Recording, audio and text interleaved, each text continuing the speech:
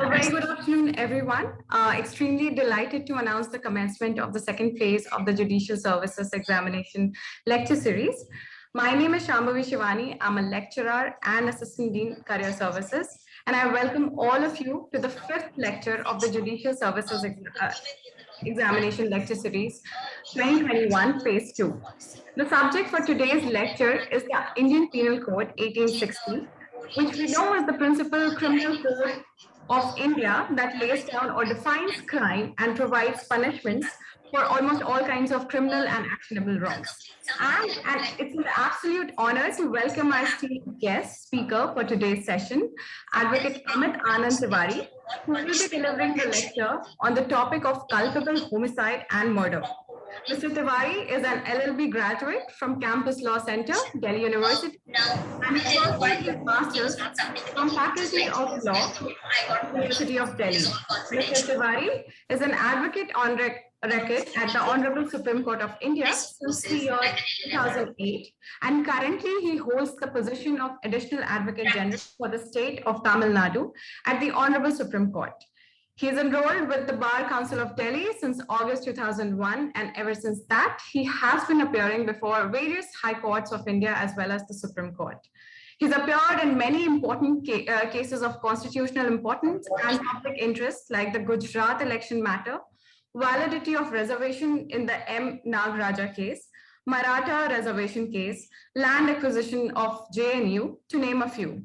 He has also appeared on behalf of the Union of India in cases of illegal Bangladeshis immigrants, cases of establishments of universities under the Chhattisgarh Act, which is also known as Professor Yashpal case.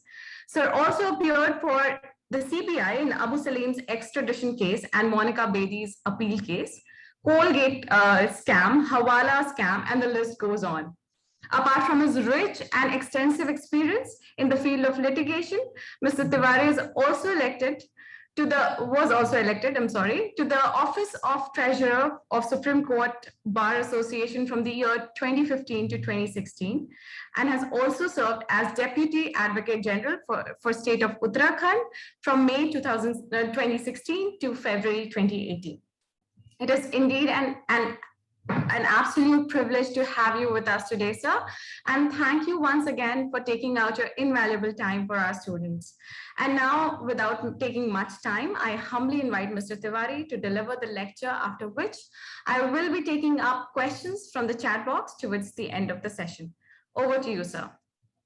Hello, Sam. Very good to hear so many good things about me, which I myself don't know. Anyway, and welcome, friends. So today's lecture was designed on, earlier the topic which was given to me was IPC. I said it's such a vast topic that were virtually difficult for me to say anything in 40 minutes. But then Samvi was good enough to restrict it to culpable homicide and murder topics. So how I propose to deal with this topic is that first I'll give a general concept of homicide. What is homicide? What is culpable homicide? What is murder? A general overview in which I'll do with help of some slides, which one of my colleagues will share. And then I'll try to deal with the finer aspect, like what is the differences between the culpable homicide and homicide and murder.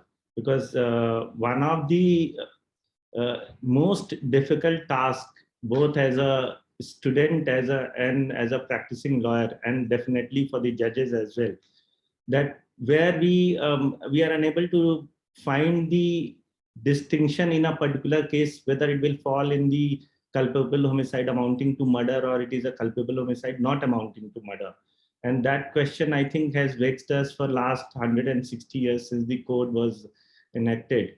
And in that context, I remember that Whiteley Scott, who was the council member to the Governor General in 1881, he wrote about that the most difficult part of this IPC, which is enacted in 1860, is the definition of culpable homicide and murder, which is so ambiguous that it he in fact went on to recommend that it should be amended and be made more precise.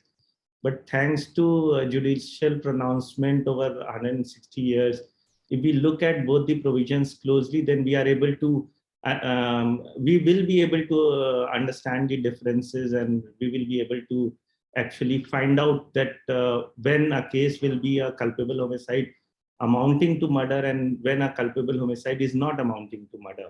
So in fact, I would like to begin with the experience which I, as a counsel, for the first time when I dealt with a matter which was 304, ultimately Supreme Court turned the conviction from 302 to 304 Part 2 as murder to culpable homicide not amounting to murder. I would like to share that experience to explain that how difficult it becomes for us to understand the subtle difference. So it was a matter where the trial court convicted the person on the ground that he landed a knife blow on the chest, right side of the chest of the deceased. It was a fight over a she buffalo.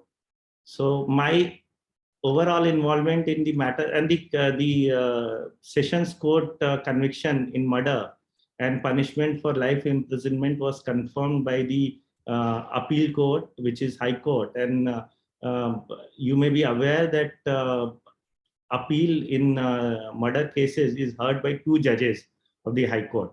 So two of the judges of the High Court also agreed with the finding that it is clearly a case where intention was there to cause injury, and injury has resulted in death. Therefore, it falls in the category of murder. When matter came to Supreme Court, I was a young counsel. I was only 1.5 years into practice, and the senior who was dealing with the matter, he entrusted translation of the depositions of the both prosecution witnesses and defense witnesses. I did that. When matter came up before Supreme Court, he was stuck somewhere. So he requested that just go and request for a passover. Passover means taking a matter after some time. The judge reluctantly but agreed to give passover. Then matter came again. My senior did not reach. I again asked for passover. He said no, because in Supreme Court the practice is you get passover only once. Judges don't give second passover. So he said, no, you argue. So I tried to say something, mumbled some words that concurrent finding and all those things.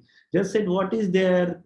There is a concurrent finding. All the witnesses are consistent. All of them are saying that you have landed the blow. Ultimately, this injury has resulted in that. Say, it's a clear case of murder. No, nothing doing. Then I could muster up the courage and I said that, Milord, there was something my senior was discussing about the matter. And I'm not sure what that point was, but that is very important point, Milord, and kindly hold it back for today or take it up tomorrow. So judges laughed, looking at the youthfulness and my request. They laughed and said, okay, call your senior at 2 o'clock.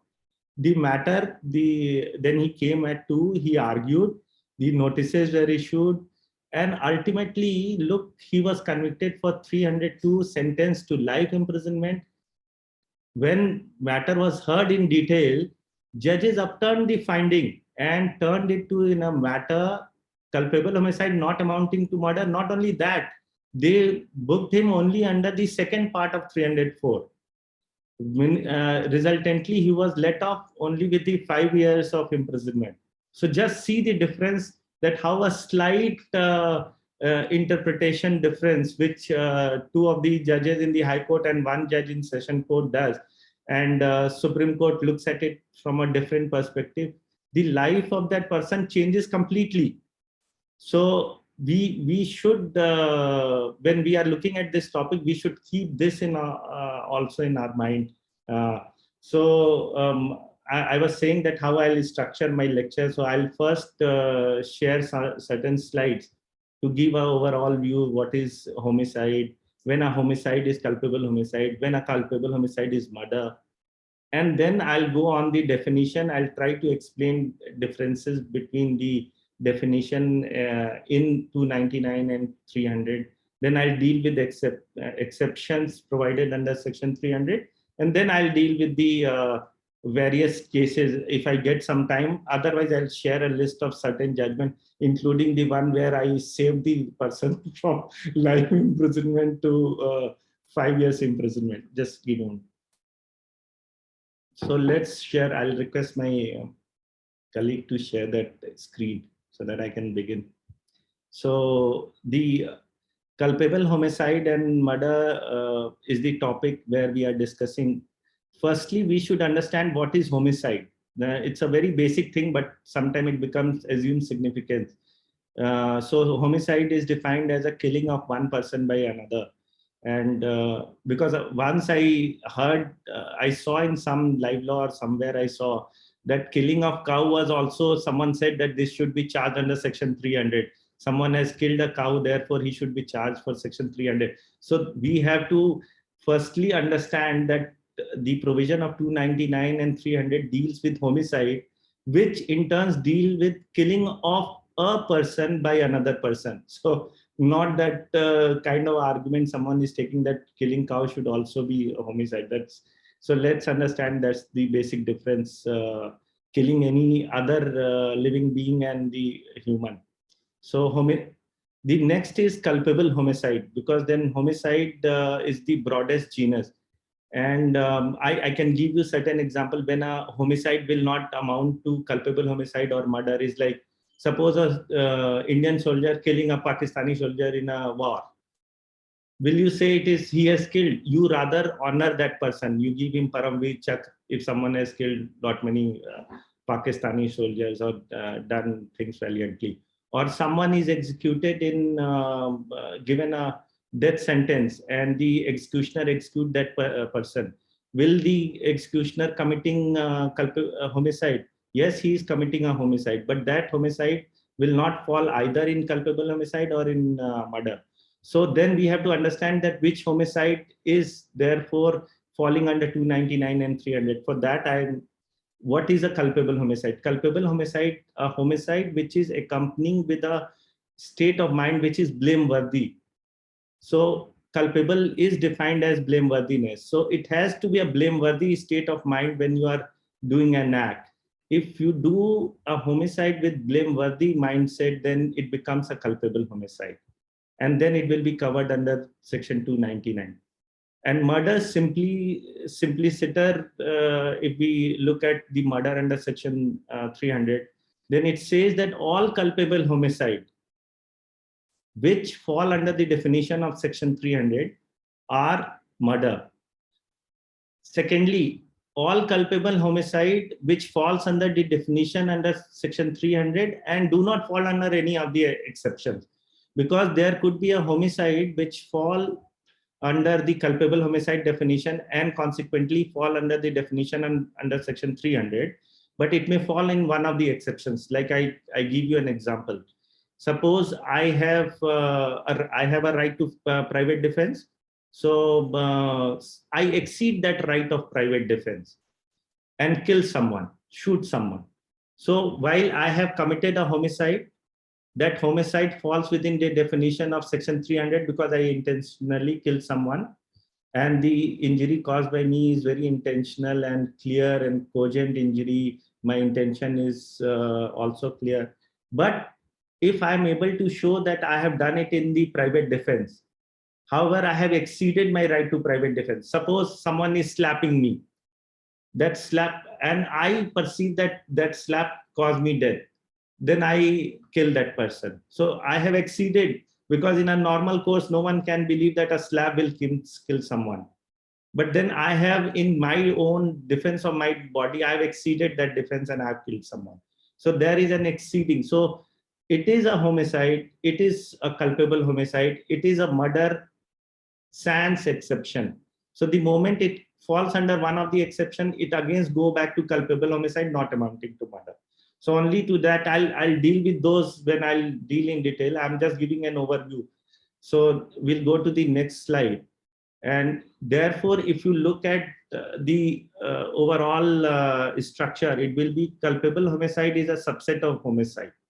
In other words, all culpable homicides are homicide, but all homicides are not culpable homicide. Like the example I gave, I explain that example a little further, then you will understand. Right to private defense. Right to private defense is a general exception as well. Under section 102, you'll see. So if I am able to fulfill that general exception clause, my homicide will remain only homicide. It will not be a culpable homicide, because there I am let off completely. But if it is not falling under general exception and it is falling under the exception under section 300, it becomes, when it will fall under section 300, when I have a right to private defense, but I have exceeded that right to private defense, then what it does in turn, that it takes out the homicide out of homicide and brings it within the culpable homicide. At that stage, if I don't have even the right to private defense at all, then it becomes a murder. The same killing in 3 stages come with the 3 different homicide. So that is why I was saying that all homicides will not be culpable homicide. But vice versa is a correct situation. So all culpable homicide have to be homicide only. Similarly, all murders are culpable homicide, because the definition itself starts with a culpable homicide is a murder if it falls within the definition of the section 300. But all murders are culpable homicide, but all culpable homicides are not murder, as I was explaining. So this can be also, you can see from the concentric circles of the Venn diagram, which my colleague will show. So you see that homicide is the broadest genus, out of which we have a smaller genus of culpable homicide, out of which the smallest is the murder. So we'll go to the next slide. And so this is the general overview. And the difference between culpable homicide and murder is that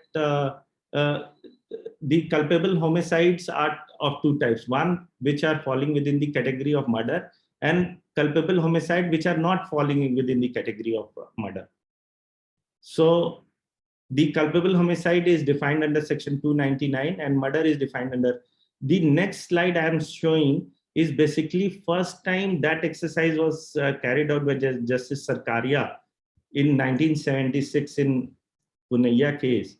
And I think that is a watershed point in facilitating the understanding between difference between culpable homicide and murder. That was the watershed point, because that made courts being more consistent in their approach in distinguishing homicides from the murder and the not amounting to murder. So that's the next slide, because then I'll take you to the definition. And can you go back to the previous slide? I'll request all of you to read this judgment. And I'll also request you to read another judgment of Virsa Singh, which I'll be dealing with when I'll be dealing with the 303rd. These 2 judgments are very cogent in their exposition as far as culpable homicide and murder issues are concerned. This one is interesting and important because it actually distinguishes the how to take out a case within murder, or how that case will fall under the cases not amounting to murder. So please keep note of these 2 cases, because the rest of the cases will be turning much on the facts of their own, like what evidence was given in the by the witnesses and all those things. But general understanding of law is clear from these 2 cases. So I'll show the chart which was made by Justice Sarkaria in the judgment itself. In fact, that judgment, the old SCR volume or SCC volume, once you take out, it looks like that he cyclo-styled and asked the courtmaster or whoever, means his PS, to cyclo-style and put, and very beautifully the chart categorized both one against another, which will be evident in the next slide.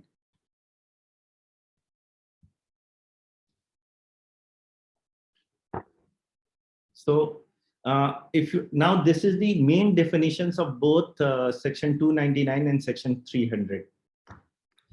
This has nothing. If you all of you have must have seen section 299 and section 300. This is nothing but the definition contained in those clauses. So section 299 says a person commits culpable homicide if the act by which the death is caused is done. So first, I have means Justice Sarkaria put it ABC. So I have taken it out as ABC. But the section does not put A, B, and C. This A, B, and C is introduced by Justice Sarkaria, which I am utilizing. So A is with the intention of causing death. Now you see on the right side, subject to certain exceptions. Culpable homicide is murder if the act by which death is caused is done with the intention of causing death. So as far as first clause is concerned, the culpable homicide is identical to the definition of murder. So if a death is caused with the intention of causing death, it is murder. But then there are 5 exceptions. So if it falls in exceptions, one of the 5 exceptions, it will go back to section 299, because section 299 do not recognize any exceptions. Please mark this. This is a very important concept when you are dealing with 299 and 300. So I'll repeat it again. The intention of causing death, and death is caused, it is culpable homicide, and similarly it is murder. But in certain cases, what are those certain cases? They are exception 1 to 5, which are appended to section 300. In those cases, it will not remain murder. If it will not remain murder, then what will happen to those deaths, those homicides? Then how those homicides are to be dealt with? So what happens the moment it goes out of 300? If you remember the Venn diagram, it will go out of 300, but then it will remain in 299. And then those cases will be dealt accordingly by section 304, which prescribes for the punishment of culpable homicide, not amounting to murder. So this is the first very obvious distinction, and you may not be much bothered about understanding this distinction. The tricky part comes in B and C. So let's go to B and C. With the B says 299, not 299B, but the 299 further says, with the intention of causing such bodily injury as is likely to cause death.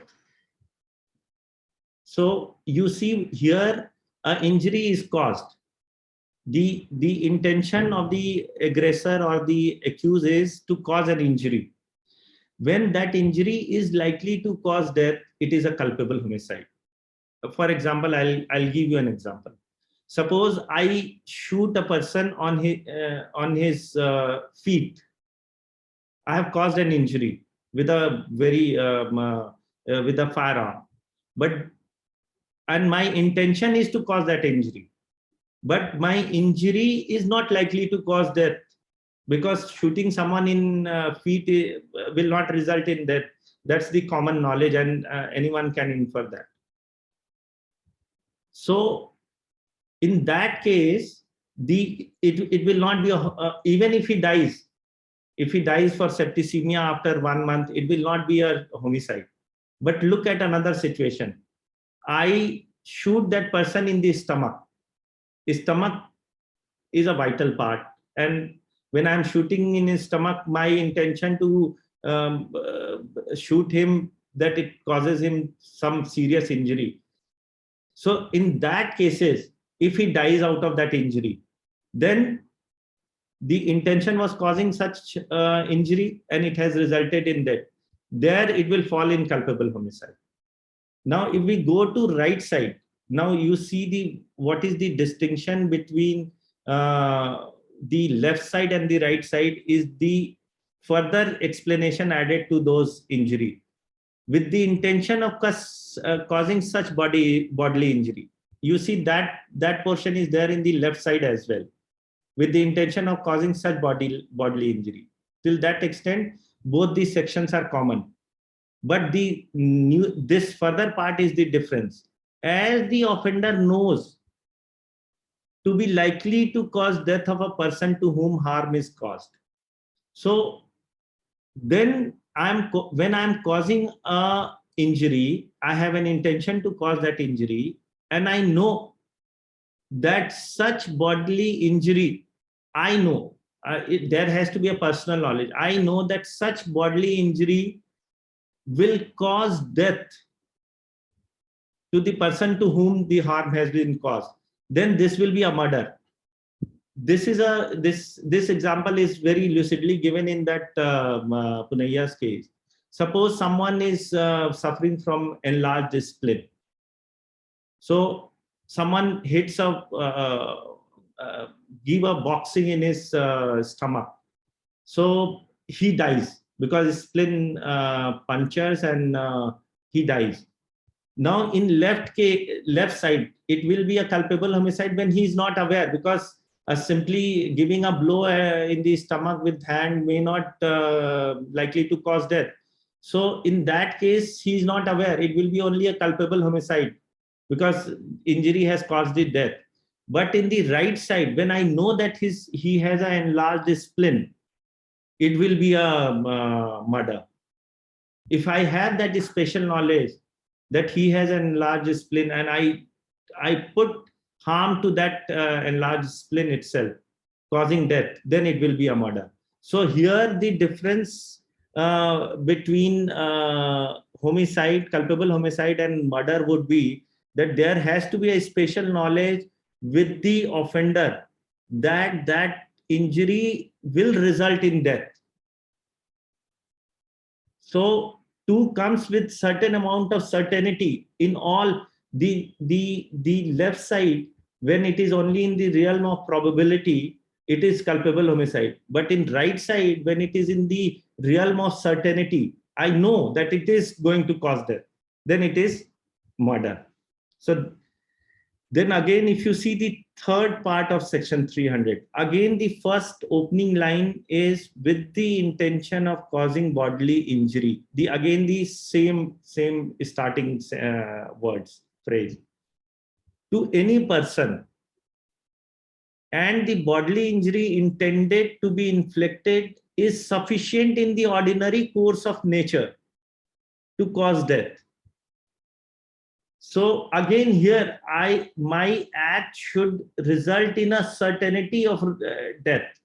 So when I am shooting someone in his brain, putting a gun and shooting him in the brain, I am quite certain that my injury will definitely, in ordinary course of nature, will cause death. Or someone is being stabbed in this chest, and then knife is twisted.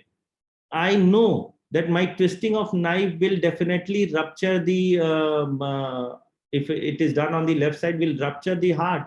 And then there is a certainty, ordinary course of the nature, he will die. There could be one more interesting example. Suppose someone is hacked on his legs, thigh, by sharp that they use that for coconut cutting. A case has come to this effect, therefore I'm giving this example. Hits him on the thigh. Now, because of excessive bleeding and hemorrhage, the person dies. This case could fall in the culpable homicide, but it will fall in the right side as murder if we do this act in a secluded place where we know, and keep him inside suppose we lock him after causing this injury, the person is locked in a godown. I know for certain he will, in ordinary course of nature, he will die because of hemorrhage. So what will happen? While a simple injury may not result in death, it may likely to cause death due to hemorrhage, but it may not result in death. So it could have gone in culpable homicide situation. But the moment the person was locked inside a godown after causing that injury, I know for certain, just a minute.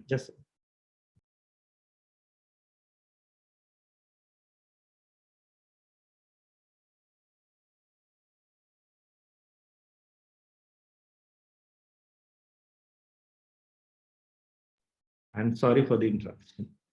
So in the second case, I know that in ordinary case, it will, ordinary course of nature, it will cause death because the person is locked inside a godown and hemorrhage will occur and he will die.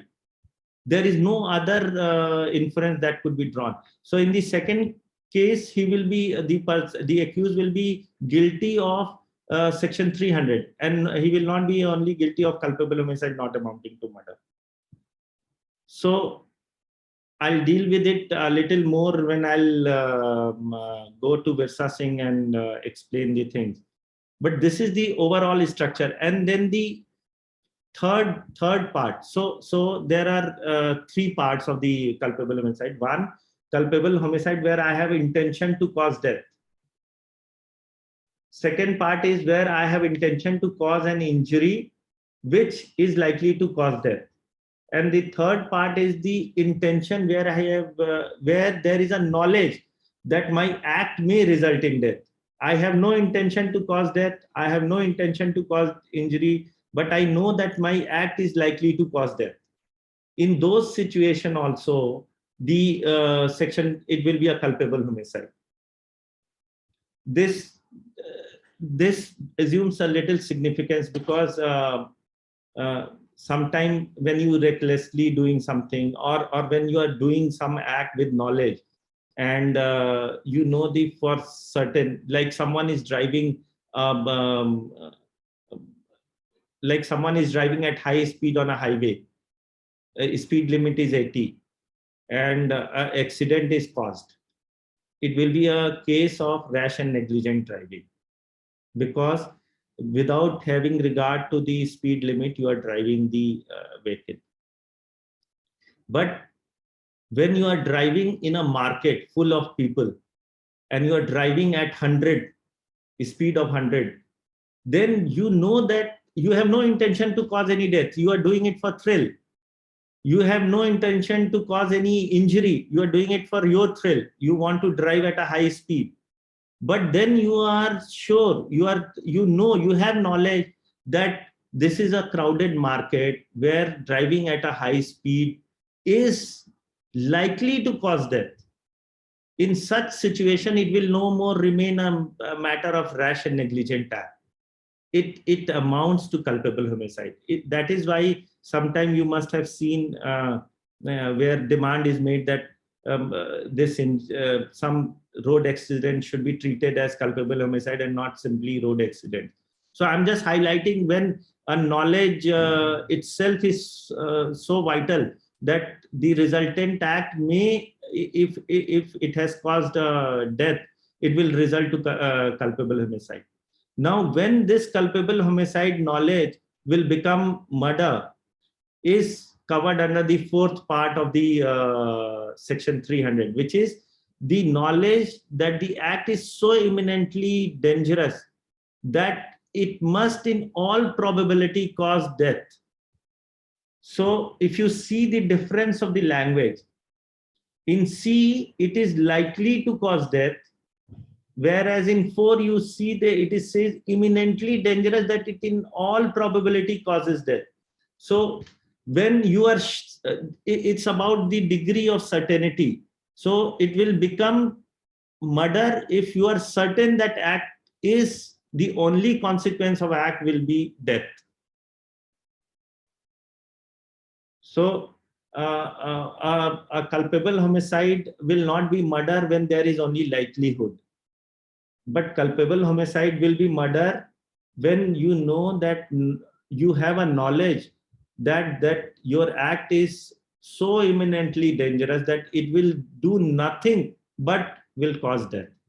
So this is the overview. I'll just move to the next slide. So now I'll deal specifically with the cases on under section 302 and section 300, 2 and 3, and section 299B, where I explained that it is the there also it was the degree of the knowledge, the degree of the likelihood that made the difference. So the Punaiya case says that I'll read it out, that clause B of 299 corresponds with clause 2(3) of the section. The distinguishing feature of mens rea requisite under clause 2 is the knowledge possessed by the offender regarding the particular victim being in such a peculiar condition or the state of health that intentional harm caused to him is likely to be fatal, notwithstanding the fact that such harm would not in ordinary way of nature be sufficient to cause death of the person in normal health or condition. It is noteworthy that intention to cause death is not the essential requirement of subsection 2. Please note that subsection 2 is only intention to cause the bodily injury, because then Virsa Singh explains this point. Only the intention of causing the bodily injury coupled with the offender's knowledge of the likelihood of such injury causing the death of particular victim is sufficient to bring the killing within the ambit of this clause. This aspect of clause 2 is brought out by the illustration B appended to section 3. If you read illustration B of that subsection of the section 300, this will bring out that is special knowledge fact. Clause B of section 299 does not postulate any knowledge on the part of the offender. Instances of cases falling under clause 2 of section 300 can be where the assailant caused death by fist blow intentionally given, knowing that victim is suffering from an enlarged liver or enlarged spleen or diseased heart, and such blow is likely to cause death of that particular person as a result of the rupture of liver or spleen or failure of heart, as the case may be. If the assailant had no such knowledge about disease or spatial frailty of the victim, nor an intention to cause death or bodily injury sufficient in ordinary course of nature to cause death, the offense will not be murder, even if injury which caused death was intentionally given. In clause 3, now deals with 3. In clause 3 of section 300, instead of words likely to cause death occurring in the corresponding illustration 299B, the word sufficient in the ordinary course of nature have been used. Obviously, the distinction lies between the bodily injury likely to cause death and bodily injury sufficient in ordinary course of nature to cause death. The distinction is fine but real, and if overlooked may result in miscarriage of justice. The judge warns that it will result in miscarriage of justice because one is the certainty, it is taking towards the certainty of the event, other is only in likelihood. And as I in the beginning only explained, that distinction will ultimately result in someone suffering the imprisonment for life or being sentenced to death, and on the other hand he being freed for 5 years after 5 years or 7 years.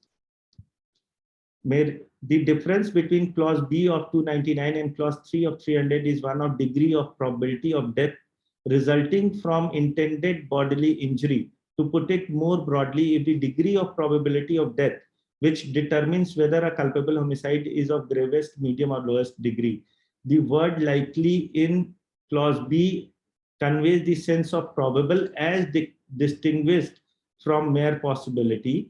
The word bodily injury sufficient in ordinary course of nature of to cause death means that death will be most probable. So the difference that one is of probable and other is of most probable.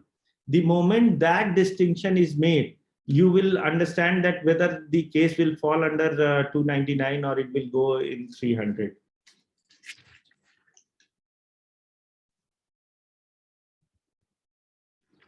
Then the difference between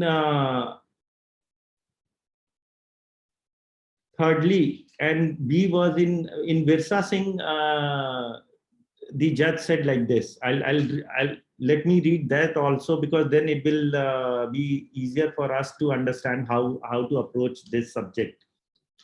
In Virsa Singh, the court said that prosecution must prove following facts before it can bring a case under section 300 thirdly. First, it must be established quite objectively that a bodily injury is present. Secondly, the nature of injury must be proved. These are purely objective investigation. It must be proved that there was an intention to inflict that particular injury. That is to say that it was not accidental or unintentional, or that some kind of injury was intended. So what prosecution has to prove is that there is an injury was intentional, and that injury has resulted in death. Suppose the injury itself was not intended, then it will not fall under the 299B or 302 and 3. I'll give you an example for this. Suppose someone is giving a lathi blow on the back of some person. That person, in order to avoid the lathi blow, ducks it in a manner where the lathi blow lands up on his head and causes the fracture in the head and hemorrhage and resultant death. Now, in this case, if with certainty it can be ascertained that injury was not going to be, it was not intentional injury, it is in that sense has become unintentional injury. The intentional injury was on a blow on the back of the victim. So in that case, it will not even be a culpable homicide. That is what judge explained in Virsa Singh. Once these three elements are proved to be present, the inquiry proceeds further. And fourthly, it must be proved that injury of the type just described, made up of the three elements set out, was sufficient to cause death. So what is the fourth limb of inquiry is that injury is given, injury was intentional, and injury has resulted in death. Once these three things are proved, then fourth element is to be proved that whether that injury was likely to cause in the normal course of ordinary course of thing, whether it was likely to cause death. If the answer is yes, so just say if the answer is yes, then this part of the purely objective, and if answer is yes, then even if intention of the accused was limited to cause bodily injury, it will be of no consequence, and it will be a murder under section 300 and C. That is how the judge deals with it. So for thirdly part, what is to be seen is the intention to cause injury. Injury was sufficient in ordinary course to cause the death, and the death has resulted.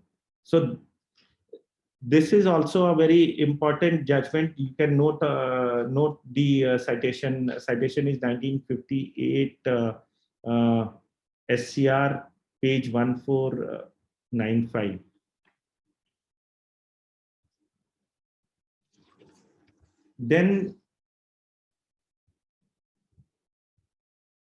Then one more paragraph I would like to read from Punaiya case, because Punaiya case brought the question in focus between the difference between 299 and 300. So I'll just read one more paragraph from Punaiya. The Punaiya also gave the stages how to deal with the 299 and 300. The question to be considered at first stage would be whether accused has done an act by doing which he has caused death of another. Proof of such causal connection between act of the accused and the death leads to the second stage of consideration, whether act of the accused amounts to culpable homicide as defined in section 299. If the answer to this question is prima facie found in affirmative, this stage for considering the operation of section 300 penal code is reached. This is the stage at which court should determine whether facts proved by the prosecution brings the case within the ambit of any of the four clauses of the definition of murder contained in section 300. If answer to this question is in negative, the offense would be culpable homicide not amounting to murder. punishable under first or the second part of 300. If the question is found in positive, but the case falls in any of the exceptions in 300, the offense would still be culpable homicide not amounting to murder, punishable under first part of 304 penal code. So whatever inquiry that has to be carried out, it has to be seen whether they fall under any of the four things on the murder or not. If they are not, they will go back to culpable homicide not amounting to murder. If they fall in under any of the four thing in under section 300, then the further inquiry has to be made whether they fall under any of the exceptions or not. So this is how the cases of homicides have been dealt by the courts, because this Punaiya guideline was therefore thereafter very rigorously followed by the courts in deciding. Then this brings us to the next topic, that is the exception, because I think I'm going a little slow than the expected. I should quickly just run through the Sambhavi, I think we have covered almost 40 minutes without for the main part itself. So you want me, I'll take another. Please go ahead, sir. Please go ahead. Because this is, sometimes what happens that you just don't keep track of time when you are speaking something which so interesting, and the fine line between both the provisions, it becomes really difficult to explain in shorter duration. Anyway, so we'll come to exceptions. The first exception is grave and sudden provocation. The grave and sudden provocation, the act says that culpable homicide is not a murder if, while deprived of the power of self-control. I would request all of you to take note of two facts. IPC under chapter 4 from section 76 to 106 provides for general exceptions. And under those general exceptions, 4 out of 5 exceptions are there in section 300 as well.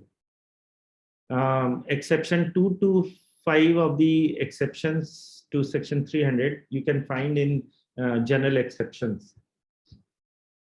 This exception is not found in the general exception, the grave and sudden provocation, though it is form of one of the private defenses.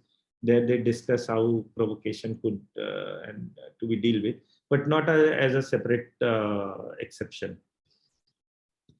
So you keep this in mind, because as I explained in the beginning itself, when a homicide committed and falls under the general exception, then it is nothing. Then it is not even a culpable homicide. Like execution in enforcement of a court order of a convict is homicide, but it is not culpable homicide. Or killing by soldier of one country or to the another country is never treated as homicide. So these are falling under the general exception. And but what actually distinguishes between the general exceptions there and the exceptions which are there in section 300, if I leave first, I go to second, third, and second to fifth, I can show you the slight variation which it brings with the general exception under chapter 4. So for a moment, grave and sudden provocation we will leave. But the idea in grave and sudden provocation is this, that by nature of human being or the animal, sometimes you are deprived of that self-control when you are provoked by certain things. Suppose you are going with your father and your father is insulted, or you are going with your mother is insulted. You are so provoked that that you intend ultimately end up causing an injury which may result in death. The law recognizes this human frailty, And they said that, yes, we must not punish, because the punishing someone who is not in that cool and reflected manner doing an act may not be the best thing to do. So therefore, they said that grave and sudden provocation must be an exception. And the grave and sudden provocation has two elements. One, it has to be grave, and other, it has to be sudden.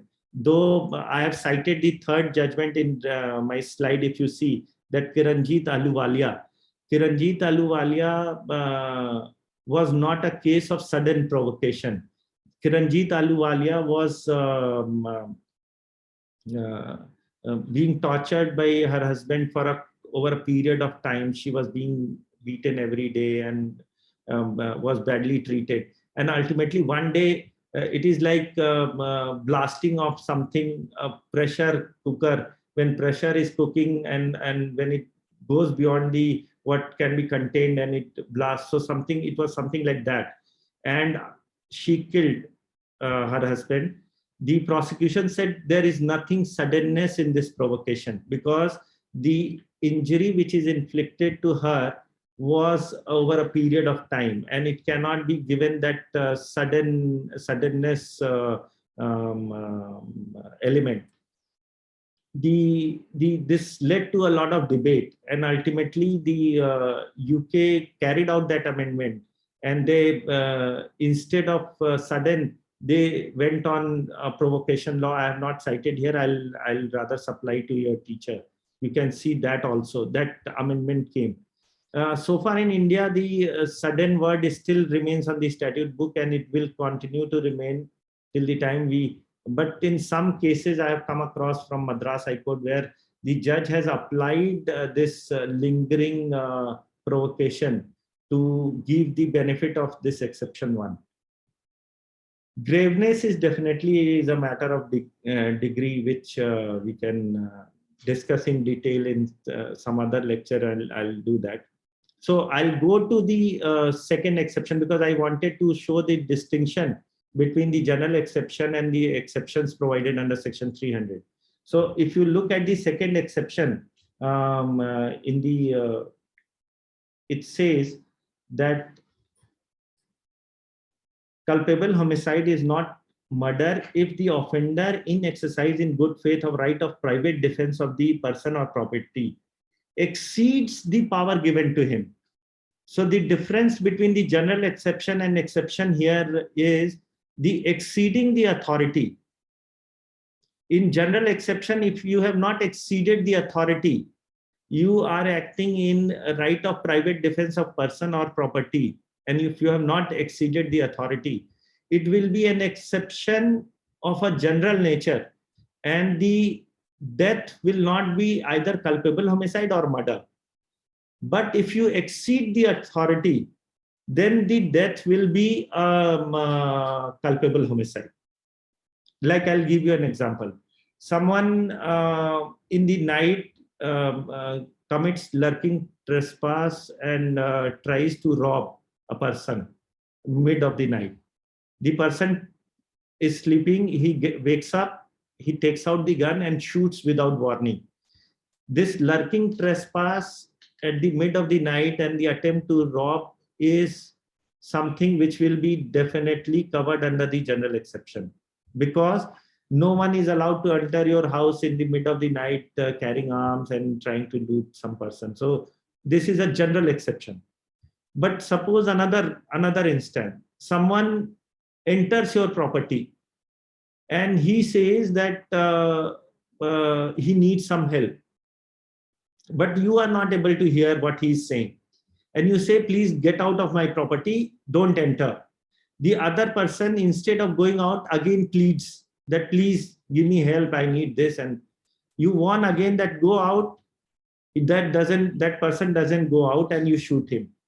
Now here, he is not doing any act but pleading. So there is no reasonable apprehension, and there is nothing which gives you that absolute right to shoot him and shoot him dead. So here it will be, here you have exceeded your right of private defense.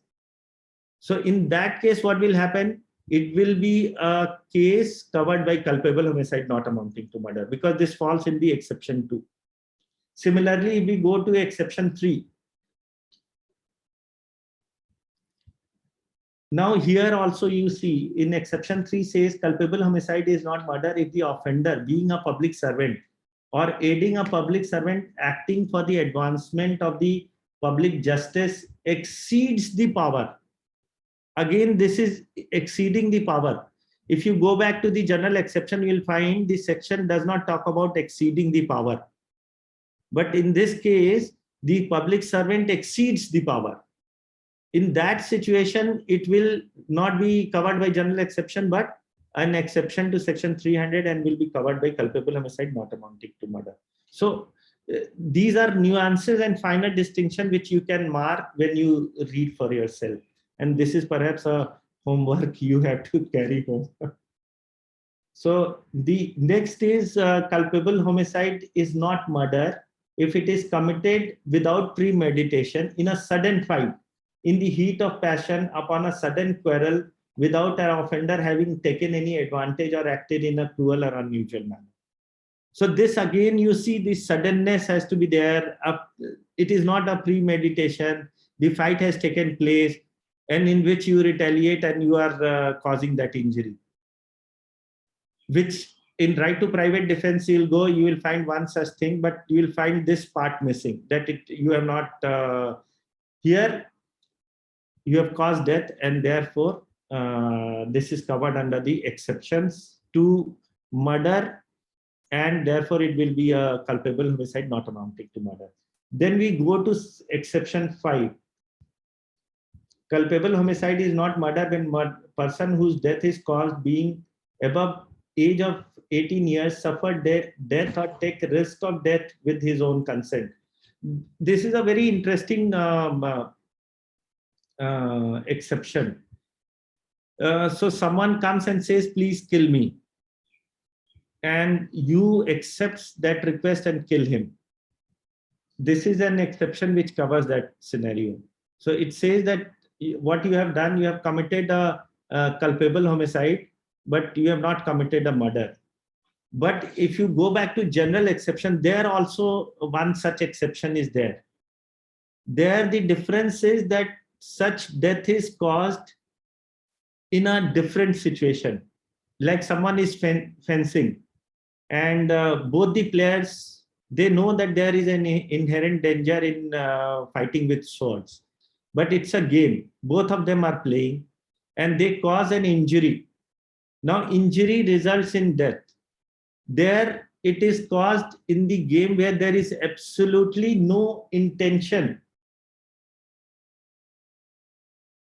Here, if you read the exception, you'll find that there is an intention to cause that death. So that's the distinction. Like one where someone comes and say, please kill me, and you kill him. Then it is exception 5. But in the other case, both of them are aware, both of them are playing, and then the injury is caused and death ensues. So that's the distinction which you will find in exception 5. I think I must quickly show the next slide. And I made this slide because most of you must be watching those English serials and you talk about first-degree murder, second-degree murder, and third-degree murder, manslaughter. So I thought it will be interesting to see that. In fact, in Indian law also, if we can, Punaiya classifies the degrees of the murders on the basis of punishment given. So if homicide falls in 300 simpliciter, it is murder first degree. If homicide falls in 304 first part, it is murder in second degree. And if it falls in second part of 304, then it is murder third degree. That is how Punaiya, Justice Sarkaria, perhaps he might also have been influenced by those American jurisprudence of first degree, second degree, and third degree when he made that statement. Then punishment. Yeah, so punishment is 300 when you are sentenced for 300 simpliciter, the punishment is in 302. which talks about punishment for either life or death penalty. Either could be inflicted. Death is in rarest of rare cases, as we know the law has developed. Then 304, these are in two parts. Again, if you can see that section 304, the distinction comes in the reading of the punishment itself. Where whoever commits culpable homicide not amounting to murder shall be punished so and so, so and so, if the act by which death is caused is done with the intention of causing death. So if act is falling under the 299B, if you can go back to B, that slide which we showed for difference between 300 and this one. So a punishment under first part will be given if it falls under B, intention of causing such bodily injury. Then it falls in B, and in it will fall under the second part of 304 when act is done with knowledge, that is in C. So that is the difference in the degree of the mens rea, perhaps, which plays in mind at the time of punishment to be awarded to the accused person. So this brings us to the next single blow and single stab cases. These are the most interesting. I have given those judgments.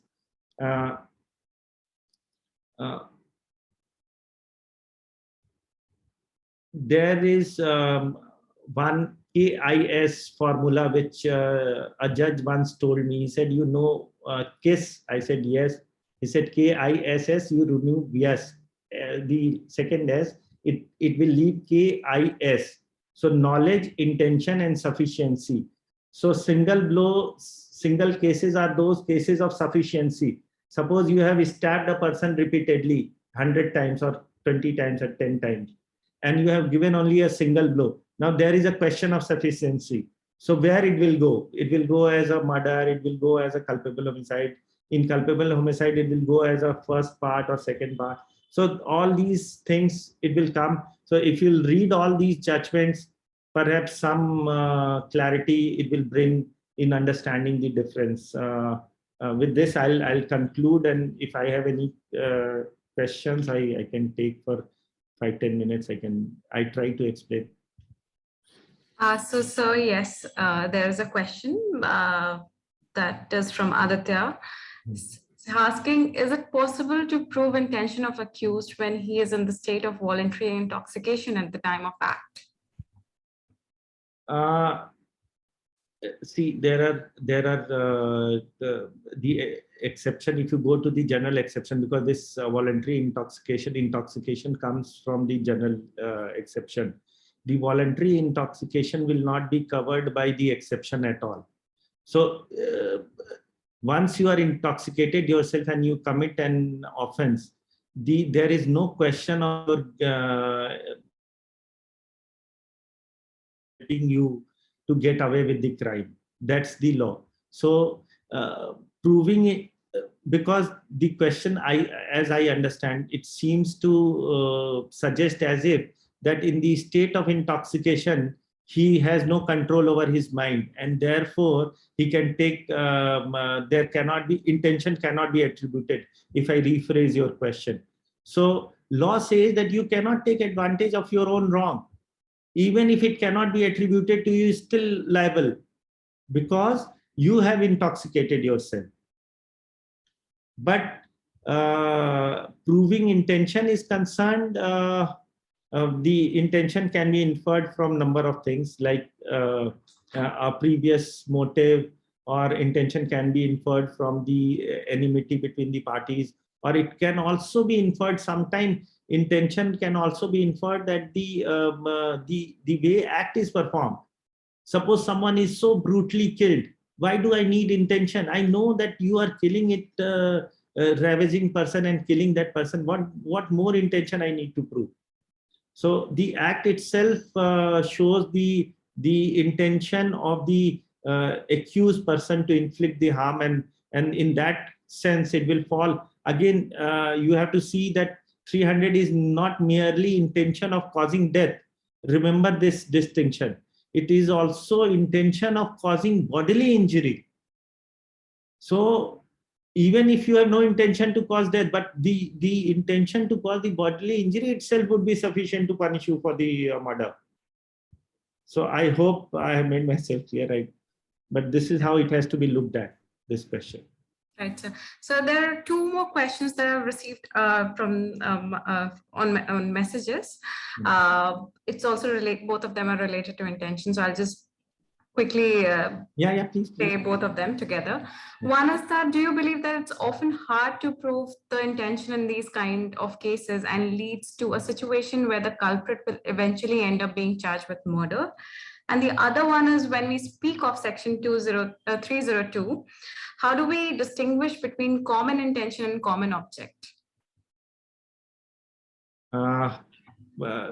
Firstly, because both of them are not the similar question. One takes us to the issues where the transfer of culpability. The second question relates to transfer of culpability. I'll explain. The problem is that these concept itself takes so interesting concept that actually as a student, we were also always trying to find out answer to these questions. So I'll first answer the first question. The intention, as a judge or as a lawyer, how do we infer intention is we read the material collected by the prosecution. And as I explained, the material could be in the form of some prior history between the parties. It could be at the spot also. The material will be in the form of the evidences. Now, once you read those material, a trained mind would be able to perceive that what the party is thinking, because you are not actually diving into the mind of the accused person, because the law does not ask us to do something which is impossible to do. It does not require us to dive, that find out, go in mind and actually ascertain that, yes, I thought that I should kill him, or I thought that my act will kill him. That's not the job of the law to be performed. The job of the law is to ascertain from reasonable ascertainment which are appearing from the facts gathered during investigation, which may resulted the act which resulted in the offense. It has to be gathered from that. So as I explained, that someone is sitting on chest and repeatedly hitting someone with the 50 puncture wounds by a sharp knife. As a prosecutor, what I would do, I would say that the witnesses saw that accused person sitting on the chest of the victim and repeatedly giving blow, which act there was an intention when he's sitting on the deceased and hitting with the knife. There is an intention to cause that injury. So what I am able to prove that there is an intention on the part of the accused person to cause that injury, and then I'll prove that that injury has resulted in the death, which in ordinary course of nature of things would have resulted in death. The moment I prove that part of injury, intention to cause that injury, my job is done. That is in simpler cases. There could be cases that I give you another example. 3 friends plan, let's go and kill X. All 3 go and kill X.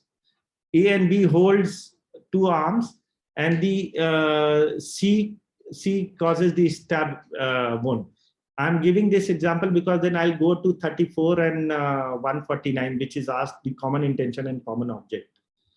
So here all 3 have that intention. But you say, how do we prove this intention? So how prosecution actually prove it this? They will gather evidence. So there will be someone who will inform that we heard, we saw them forming this plan and hatching this plan to go. We saw all 3 of them went together. We saw that all 3, 2 of them held the hands of the victim, and third giving the blow. So the moment these material will come, it will prove that there was an intention to cause death, which in turn resulted C giving blows with intention to cause injury, which will result in causing death. So therefore, intention is inferred like this. Now let's come to common intention and common object, how it is proved. So in this case, I said there are three friends. Common intention, as explained, is a meeting of mind of the accused persons. In this case, suppose C said that let's go and kill X. A and B are not saying anything. C goes and kills X. Now there is how do you infer that what is the role played by A and B? Nothing. So it will be there because they have not, firstly, they have not said anything in response to what C was saying. Secondly, they have not gone with C to kill. There is no common intention between three. But in other case, a slightly changed variation of this example. C says, let's go and kill X.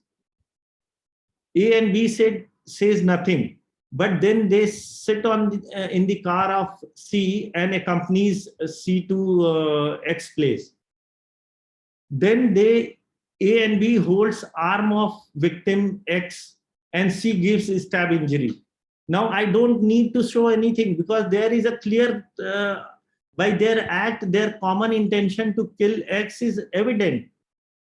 So it is a case of common intention. So while intention to kill is expressed only by C, that transfer of malice is gone to A and B also.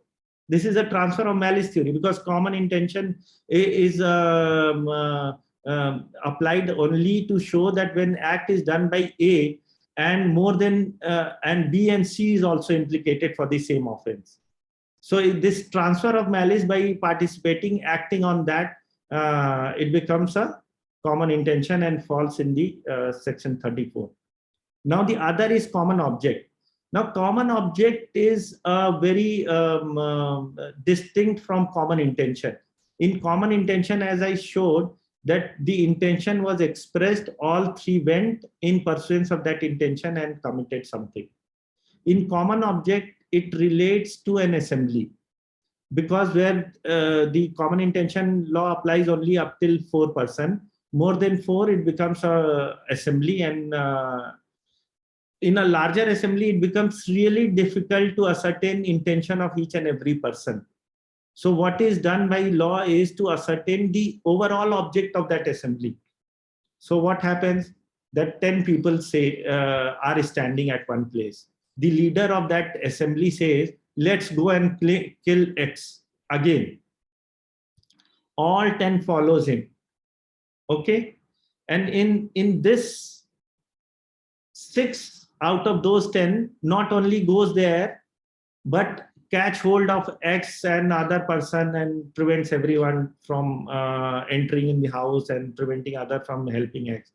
And leader of the that unlawful assembly kills that person. Now here, the action of the assembly is pursuant to the common object of the assembly to kill X. But as in the example, as I said, that 4 of them did not do any act. The things become difficult to ascertain the role of these 4 persons. That way they have not participated overtly in the action of the assembly. So how to deal with this situation? Here comes the tricky part in dealing with the common object matters. So in a given case, it can be shown that the moment leader exhorted, all 10 followed. And therefore they participated in the common object. And this, despite not actively participating in the commission of offense, merely by being there and standing with the assembly, they have had the common object of committing the offense. So in the common intention, we saw that intention was formed and they went, they participated and committed. Here, nothing, no participation, but as the common object of the assembly is to commit an offense, they are made liable. And anyway, I'll because this becomes endless, so let me conclude at this. Right, sir. So there's one more question if you have time, that is. Okay, this is last question. If you can. Yes, sir. This is surely the last question. So it's from Ujjwal, and he says, sir, if a person A with an intention to cause bodily injury hits another person B, and at the time of hitting B, turns around and the stick hits the child in B's lap and the child dies, would A be liable for culpable homicide?